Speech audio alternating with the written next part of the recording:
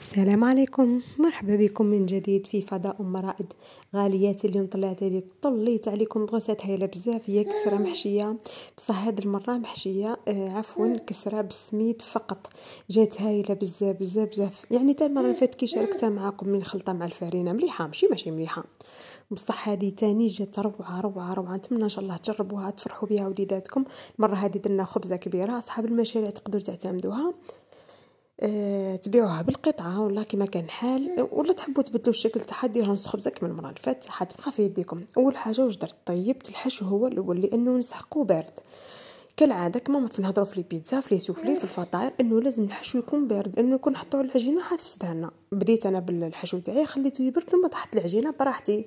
واش حطيت فلفل كما شفتوا، عندي بصل، عندي طماطم مقطعه، عندي كميه تاني من الفيونداشي، حطيت الثوم وحطيت التوابل واش حطيت ملح، حطيت فلفل اسود، حطيت راس الحانوت. نظن هذوما اللي استعملتهم كما قاعدين تشوفوا. وحطيت القليل من الزيت، حطيت على نار متوسطه. كي بدات تدبل شويه واش عليها نصف ملعقه كبيره تاع الطماطم مصبره. شوفوا الحشو ديما نحطو تحته 1000 خط، انه رايحه تحطي لداخل واش عندك يا مدام. هذا ما كان لي متوفر تحكمي تخدمي به الكسره تاعك ولا لي ساندويتش تاعك. كما شفتوني بقيت ساعه نطلع عليها. مع الاول طلقت لي الماء تاعها هذاك، حكمت تشربت ومن بعد خليتها حتى طابت مليح ودبلت لي، وليت طفيت عليها. ملاحظه برك لهنا انا حطينا الزيت مع الاول. ملاحظه فقط تخليوها يعني في جيب المعرفه كما نقولوا. كي تحطي الزيت مع البصله مع الاول راهي يطلق الماء. اذا حبيتي تكرمليها ما نحطوش الزيت بتاتا. دوكا نروحوا للعجينه. واش عندي لهنا حنمد لكم بالميزان. عندي استعملت كيلو تاع سميد اللي استعملته سميد رطب. واش معاه 100 مليلتر تاع زيت نباتي ولا تاع زيت الزيتون. دوك هذه في يدك نتيا كي ما حبيتي. حكمت بسستها بين يديا مليح، من بعدها حطيت عليها الملح وعينك ميزان يكون ملح طبعا على حساب النوع تاع الملح تاعك نتيا.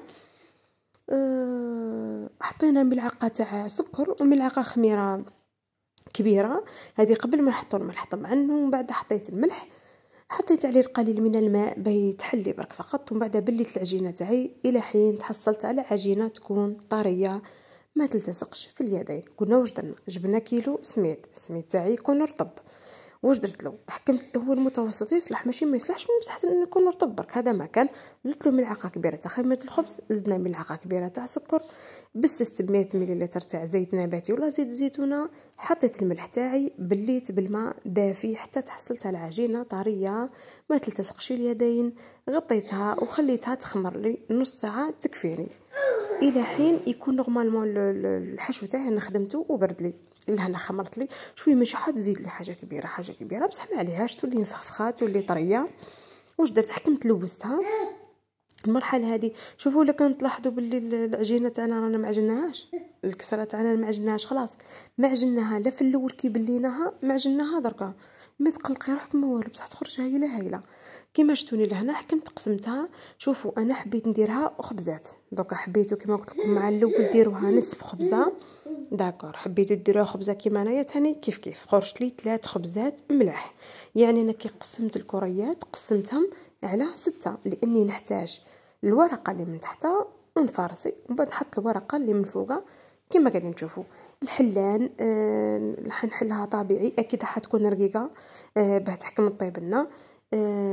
واش حنقول لكم تاني؟ تحل يعني شكل يعني دائري عادي. ونحلوا الخبيزه الاولى تاعنا، بعد نحلوا الخبيزه الثانيه تاعنا باه نفارسيو ونحطيوها ونبداو نخدموا.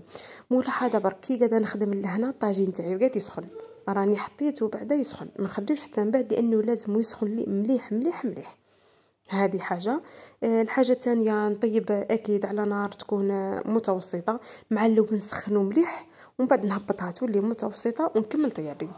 حليت الاولى تاعي، دوك حنحل الثانيه ومن بعد نبدا نخدم. كما قلت لكم من قبل لا فارس كما حبيتو، يعني ما كانش حاجه شرط، ما كانش حاجه لازمه.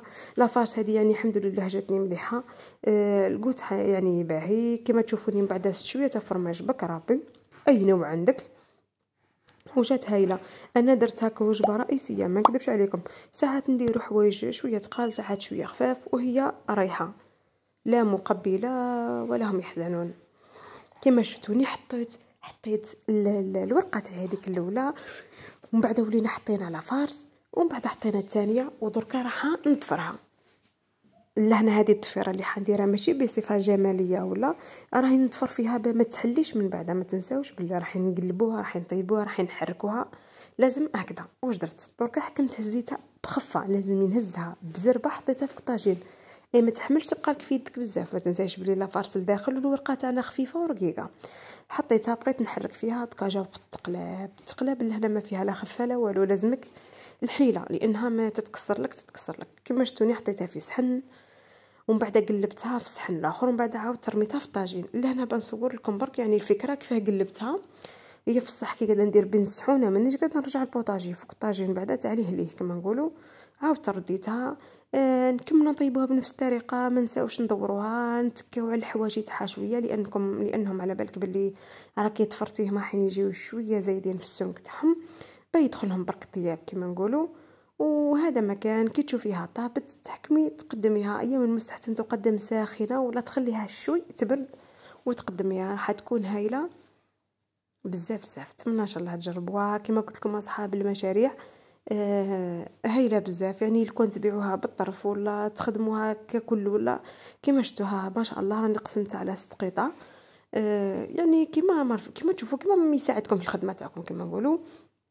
وما ملي تخدمها مثلا في المنزل ولا، انا بالنسبه لي جات هذه اسهل من المره اللي فاتت. نص خبزه كل واحد تاعو جاتني 3 خبزات الله يبارك. حكمت خدمتها قصيتها دي مورسو، وكل واحد ياكل واش كتب ربي واش قدر. اكيد جات مفرمجه من داخل. الفرماج تاعي جا سايح، جات هايله بزاف. ملاحظه بين قوسين الفرماج اللي استعملته ماشي غالي، اللي نستعملوه برك في لي بيتزا في المملحات وكامل، وفالي بالغرض. جو بونس نابولي لهنا كان عندي، جينيرالمون نخدم نابولي ولا تيست شيدار. هادو هما في الرخاص يعني في الثمن تاعهم اللي يكون قليل، هادو هما اللي ملح.